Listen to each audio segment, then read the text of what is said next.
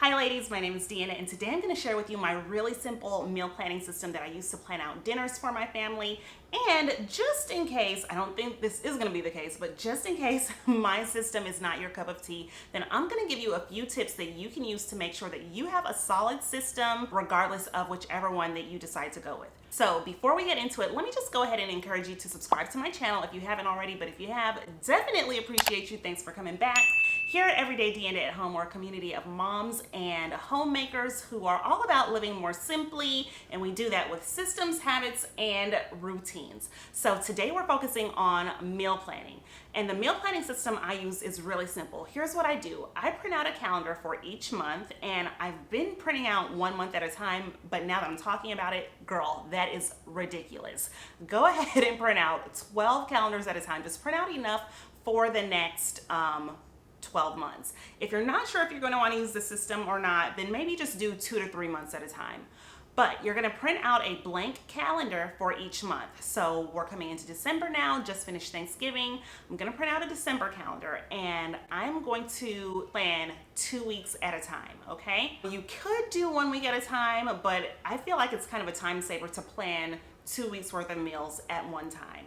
And when you're done planning, you're going to hang this calendar up on the refrigerator. Now, I know there's some people who don't like a lot of things on your refrigerator. I am pretty much the same way. I don't like a lot on my refrigerator, but I feel like there's so much value in hanging this up, and I have a really small kitchen, and so there's not really anywhere else to hang it up, so on the fridge it goes. So that's tip number one. You want to make sure that your meal plan is visible to everyone in the house. And why? You might ask, like, Dee, why are we doing that? Let me tell you. When your meal plan is visible, anyone can walk by and at any time decide to jump in. So for example, I think I had tacos on the menu one night and then my husband got home before I did. Now, he typically doesn't do the dinners. I typically handle the dinners. But because he got home early and he saw what was on the meal plan, he went ahead and actually got the dinner started. Now, does that happen all the time? No. But would it have happened at all if I did not have a visible meal plan? It wouldn't. So that's tip number one. You want to make sure your meal plan is in a place where everyone can see it and also in a place where you can see it. Now, for years, I wrote my meal plans down in my planner. I have my planner right here. And at the beginning of this year, I started writing it in my planner.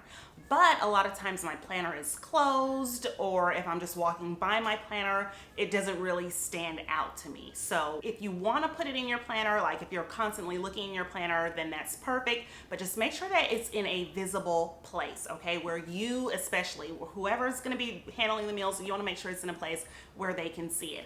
I like on the fridge because I go into the fridge every single morning when I'm prepping my breakfast, and then I can glance up quickly and see like if I need to take anything out of the freezer to thaw while I'm at work. And it just is, I think on the fridge is a very convenient place. So that's tip number one. The second thing, or the second component you want to make sure that your meal planning system has, is that it is very easy or very simple. You don't want something that's going to be like long and drawn out and take a whole lot of time, because look, we are busy moms and homemakers and we just don't have time for that, okay? So here's why my system is so simple, because you don't really need anything except for like a blank calendar sheet, and all you're going to do is you're going to use pencil. I like to use pencil to write my name, because in case I need to change my mind or if I want to change something, I can do that easily when it's written in pencil. And then the final component of your meal planning system is you want to make sure that you can track the success that you've had with like sticking with the plan, or I mean even track the lack of success with sticking to your meal plan. And you want to do that in an easy way. And so here's why my meal planning system works so well for that. I have a family management binder that I created. Here it is. I think it might be 2 to 3 inches, not exactly sure. But at the end of my binder, I have a section just for meal plans. And I started doing this in August, okay? So you can see we have August, September, October, and we were super slackers. I was a super slacker in November. I didn't plan the whole month, and I also did not track the month either. To track your success with sticking to the system, and this works especially well if you're also on a budget journey and you're trying to get your finances together and just not eat out so much. Or even a health journey, because eating out, like even if you have the finances, is just not usually the healthiest. Okay, so let's take a look at August. This is the first month that I started doing this, and what I would do is plan my meals for the entire week. Okay, my main goal is not necessarily to eat every single day what has been planned, but really to make sure that I'm eating at home every day. Now, it's easier when each day is planned, because then I'm not doing guesswork, especially when, you know, I'm getting off of work at the end of a long day and I know that there's already something that has been planned for and the food has already been purchased. I make my grocery list based off of what I plan for that week. So for example, on this Sunday, I plan to have salmon with rice and corn, and I know that that's what we had that day because I put a purple check mark on it. Now, anything that's on purple on the menu or on the meal plan means that we ate at home that day, okay? Anything that is in red marker means that, you know, we kind of veered from the plan and we ate out. So we ate what was on the menu, which is just a purple check mark. The next day I planned for us to have tacos and Mexican rice. We didn't eat that, but we did still eat at home, which is why you see the purple here. So I crossed out what was on the meal plan, and what we had instead was crock pot roast with potatoes, carrots, and rice. And then we were supposed to have on this day leftovers for from the tacos and Mexican rice. Obviously, we didn't have leftovers from that because we didn't have tacos and Mexican rice that day. But we did have leftovers of the pot roast, which means we still ate at home, and that's why it's in purple on here, okay? And whatever you do eat, like the key with this meal plan is that whatever you do end up eating, it has to go on the calendar, okay? The next day we were supposed to have Philly cheesesteaks, with cheese and avocado, banana peppers, and then for Ian, he doesn't eat cheesesteaks, so he was just gonna have sausage and fries that day. And so we did not eat that day. We still had leftover pot roast, which means, again, the purple line going through, and then I just squeeze in wherever I have space, leftover pot roast. The next day, sausage sandwich with onions and peppers. We didn't have that, but we did eat at home. We had air fryer wings, YR stands for yellow rice, and broccoli. And then on the days where you don't end up sticking with the meal plan, what I do is I circle that date with my red marker. And again, you can use any color markers. I just happen to pick out purple and red. And so these two markers stay in my drawer in my kitchen, so I can easily access them and update my calendar every day.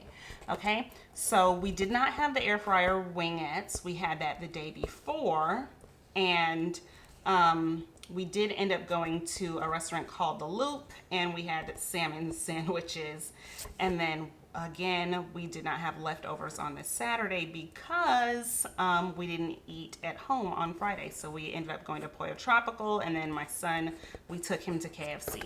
And so you see, it's really, really simple. You just pick whatever it is that you want to cook for the week or for the next 2 weeks, write it on the meal plan and keep up with it. And then at the end of the month, you can just take a quick glance and see, okay, I think we did pretty good, not bad. So for August, let me see, out of how many days? 31. I didn't track, I didn't record these 2 days down here. So let's say out of 29 days, I can just look at the purple and say 1, 2, 3, 4, 5, 6, 7, 8, 9, 10, 11, 12, 13, 14, 15, 16, 17, 18, 19, 20.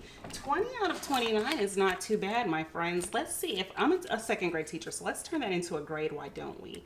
20 out of 29. What? That's a 69. So that is not that great. But it's, I mean, we've done worse. So that would really be like a D as a grade, okay? 20 days out of 29. But it's a start, okay? So that was back in August. And here's the thing. I like to always 3-hole punch my meal plan, keep it in this family management binder, and then the months just go in order. Okay, September looks like we didn't do too hot with tracking the last couple weeks. October looks like maybe about half and half. November was not a good month for the meal planning system. But here's why I like to save the months. Okay, so I like to save every calendar because as I'm meal planning and I get to those planning blocks where I'm just like, oh, what are we gonna eat? I don't know. There's never been a day where we don't eat dinner. Like, we always eat something, whether it's eating out or cooking something at home. And if I get stuck, I just go back to the meals that I've already cooked. I have months worth of them and I can get ideas from there, okay? So it's a really simple system. It's visible for everyone in the house to see, especially me when I need to like prep things or pull things out of the freezer in the morning. It is really easy and simple to do, and I like this system because it allows me to track my success. And so we can track our success with eating more healthily, and we can also track our success with sticking to the budget and not spending so much money on eating out. And so remember, even if you don't use this meal planning system, you want to make sure that your system for meal planning is visible, that it's simple, because it's going to be more sustainable and easier to stick with if it is simple. And then also it's a huge bonus if your meal planning system allows you to track your success or lack thereof, and it can motivate you if you haven't been so successful to just get back on track. You guys saw how we did it like terribly in November, okay? But I'm able to look at it and say, you know what? Not 2 months in a row. We're gonna get back on the ball in December. So I hope that you found this video helpful. If you did, be sure to give it a thumbs up, subscribe if you haven't already, and let me know what meal planning system you use, if you think that you'll use this one, ladies, and I'll see you down in the comments and in the next video. Bye.